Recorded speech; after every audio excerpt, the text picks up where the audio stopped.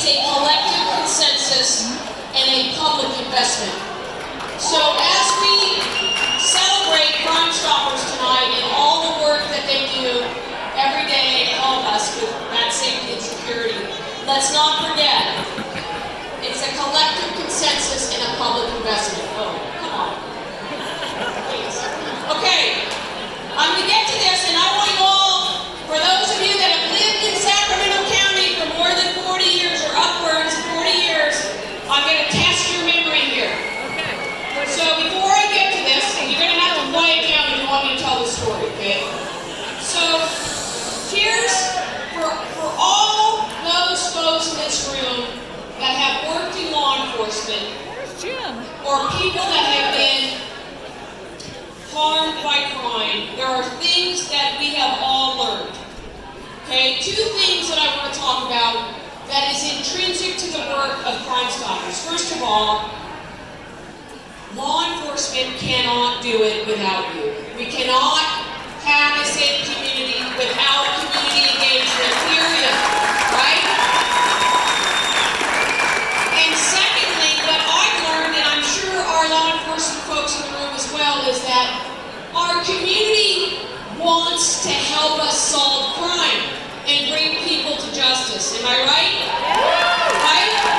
So before I get to a couple good examples from Crime Stoppers and the work they've done, I want to talk about two cases to show you the value of how much we rely on the community to bring people to justice. So before I get to this, hey, listen up, I got a story to tell.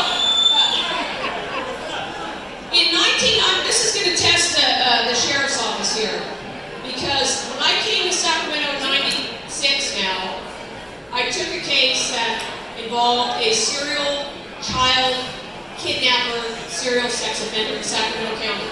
For the old timers in the room, was Sammy Gall, Gary Bettenhausen, and Rick Armando. Okay, I'm going to give them a shout out. Okay, here's what happened. The guy's name was David Funston. It's my first DNA case in Sacramento. This guy's running around Sacramento. He kidnapped 7 children, all of which were under the age of 7. Okay? One of the children that was kidnapped and sexually assaulted was 5 years old, a young Ukrainian kid from the north area of Sacramento. Okay? This guy was the worst serial sex offender for little kids that I've ever seen, I'm sure, with the sheriff's office as well.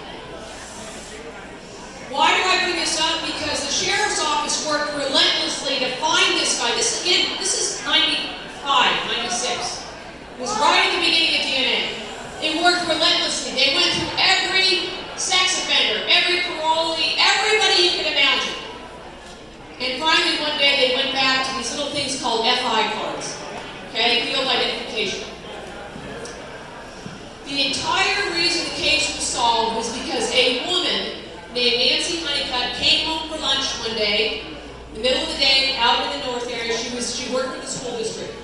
And she looked out her window, and she saw 2 little girls, 4 and 5, sisters, walking to the grandma's house. Here comes the guy. Hey, why don't you let me give you a ride? And she watched him from her blinds, and she realized something was wrong. And she opened up her window and she screamed at this guy. She said, probably something I shouldn't say here, but screamed at him and said, I got your plate, I'm calling the sheriff's office. And in fact, she got his plate. And she called. And that is the 100% reason the entire case was solved, was because that citizen made that phone call and made that connection. And then everything went from there.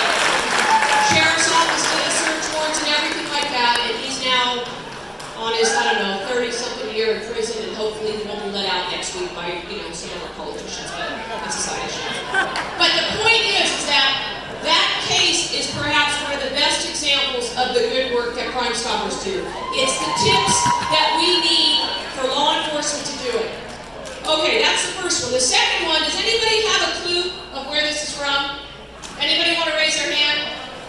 Come on. Anybody ever interested in this one case called the East Area Rapist, the Golden State Killer?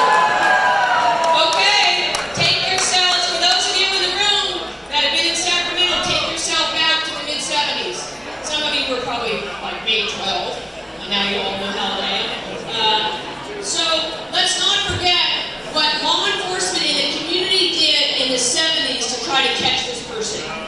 For those of you that grew up here, you know, okay? You know that there was roving patrols, that law enforcement never had a day off. You know that there were CD and truck drivers that were out there trying to catch these people. You know that the community came together to try to catch the East Area rapists. Oh yeah, you can click it, sorry. There was a groundswell of support in those days to try to identify this man, okay? I bring this to you, this story. Oh, go back, that's too fast. Give me my punchline. Okay? Sorry. So, go back one. Okay, so I'm going to fast forward you. So much community support to try to catch this guy who was breaking into homes, terrorizing families, doing horrific things as we all know now. This picture was one of the town halls. If you guys have watched any of the documentaries, or if you grew up here, this is what happened in Sacramento in the 70s. First of all, they dressed a lot nicer than they do right now. But this is a high school. I'm not sure if it's Rio or one of the local high schools. But if you remember, law enforcement, sheriff's office mostly, did tons of town halls. Because people were upset. People were angry. They were frustrated. They were scared. And this footage came from one of those town halls. This is somewhere in the 70s. And I bring this up to you because at this town hall, whether true or not true, there is a story that in the middle of this town hall, that a man got up and said, "This will never happen to my wife because I will protect her." And within 2 to 3 weeks, they were the victims of the East Area rapists. So the belief was always that the East Area rapist, now Golden State Killer, was at this town hall, okay? And now you can click the next one. So fast forward to 2016. Our sheriff's office, the FBI, law enforcement partnered together to offer a $50,000 reward, 2016, okay? Before that press conference, I would say that case really, yeah, we all knew it from here, but it wasn't a national story. But the community became enthralled with this case, enthralled with helping law enforcement identify this serial rapist and serial killer. And when I show you that photograph, this guy was dubbed the man in the puffy jacket. And that's because people believed he was the East Area rapist, was the one that was at that town hall and that broke into those homes. So why do I bring this up? Because I would venture to guess hundreds, if not thousands, of people were trying, whether it was on the internet or tips, law enforcement, the sheriff's office. Who was this guy? Who was the man in the puffy jacket? Okay, go ahead. Was it? Next slide there. Thank you. By the way, this poor little guy, the man in the puffy jacket, is not Joseph D'Angelo. But if you look at the photograph, those are the sketches from the sheriff's office, and that's the real East Area rapist, Golden State Killer. But the point for me is that the amount of community engagement, whether it was in the 70s, or whether it was in 2016, or whether it was 2018 after he was identified, was extraordinary. It was extraordinary, and it's because of those types of situations where people, everyday citizens, stand up and are willing to give information to law enforcement that we can bring people to justice. So that's just the inside story there, the man in the puffy jacket. We have a lot of folks in our community that want to help us, and we cannot do it alone. So when we talk about Crime Stoppers, I know wherever Howard is, Howard gave me a couple good examples of cases. First of all, what do we know about Crime Stoppers? Offer rewards, right? We cannot offer those rewards without all the folks in this room helping support that. So keep buying the alcohol and the shots of vodka. But we can't do it without the volunteers that work for Crime Stoppers that then get those tips to law enforcement. And two cases that have been instrumental because of Crime Stoppers. One is a vehicular homicide where an individual was killed and 3 people were badly injured. It's pending in our office. I can't talk much about it, except the fact that it was Crime Stoppers that provided a significant tip that will now be used when that person is prosecuted. So that's a great case, okay? Secondly,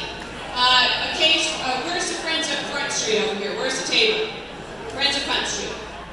For the animal cruelty folks in the crowd, no, not many of them, but the people that are animal lovers, but for Crime Stoppers, we wouldn't be now prosecuting somebody for animal cruelty and a whole slew of other crimes. So thank you for those others, right? So why do I say this? Why will I say today and the rest of my career? Because we have to go back to what I've said.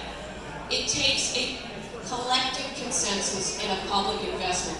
You are making that public investment today by helping Crime Stoppers. And you are making that collective consensus by telling anybody you know, stand up, make the call, and help law enforcement. Why does it matter? Because public safety matters. Because crime victims matter. Because at the end of the day, we cannot do it alone. Here's what there's probably 100 cops in this room. Yep. Probably a few prosecutors, right?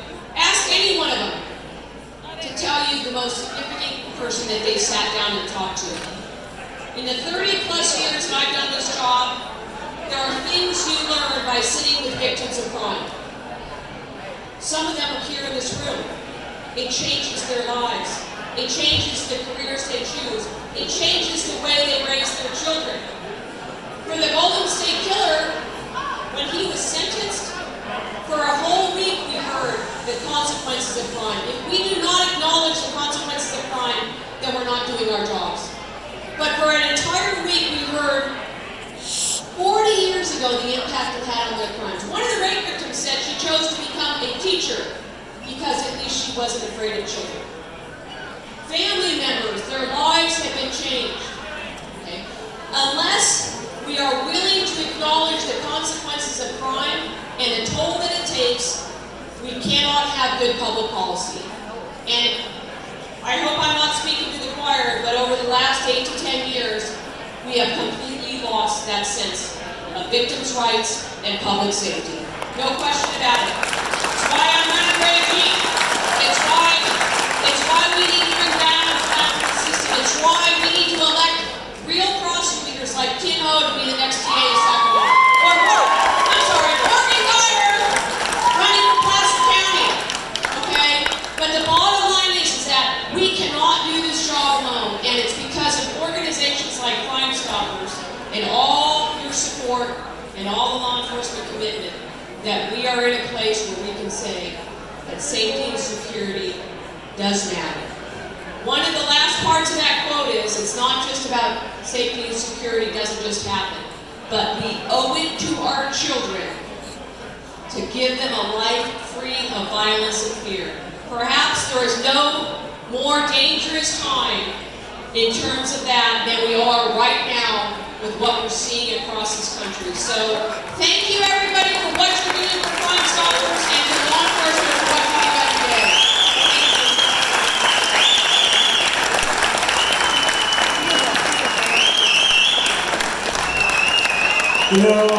I just want to say to you, Anne-Marie, believe it or not, she wants a tequila shot now. Jeff, she wants a tequila shot. She doesn't do tequila, she's like you. Anne-Marie and I grew up going to school right next to each other. Believe it or not, I know I look much older than her, but she has me by a little bit. But I just want to say, I'll be 57 tomorrow. I want to say this. She could have retired. She could be retired. She could go right off into the sunset and not work. But she is choosing to fight the fight. She still has energy. The good Lord knows she has commitment to fight for victims. And what I want to do is acknowledge, as I said, Harriet Salerno, who's here from Crime Victims United.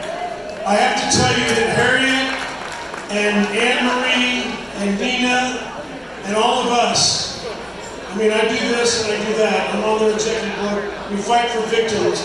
And I'm going to tell you, this state needs her, but more importantly, she just came and spoke at the professional bail agents in the United States to people from all over the country.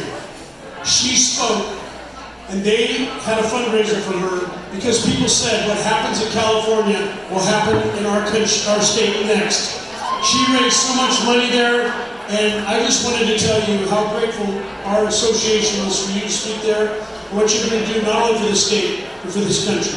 So God bless you, and thank you so much. So, with that, you know, we're just having so much fun, and I really, it is so